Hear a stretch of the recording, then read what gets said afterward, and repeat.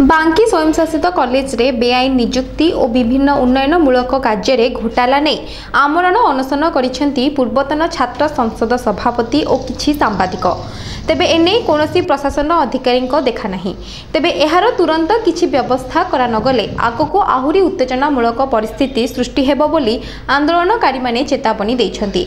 अन्यपटे एही समस्या गुड़िक संपर्क में उपजिलापालଙ୍କୁ दाबीपत्र प्रदान करा जायथिले मात्र उपजिलापाल एही समस्यार समाधान करबाकू योग्य नुहे और एही समस्या विषय रे से उच्च शिक्षा विभाग को जणाइथिबा उत्तर रखिछंती।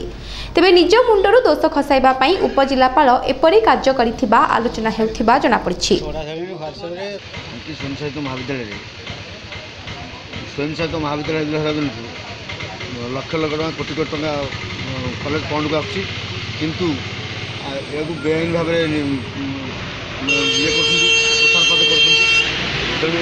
निजुक्ति हो लक्ष लक्ष टका खाई बेआईन निजुक्ति आम चाहूँ विजिलेंस तंत्र ये जिन बांकीरू अजय पंडांग रिपोर्ट मेट्रो टीवी।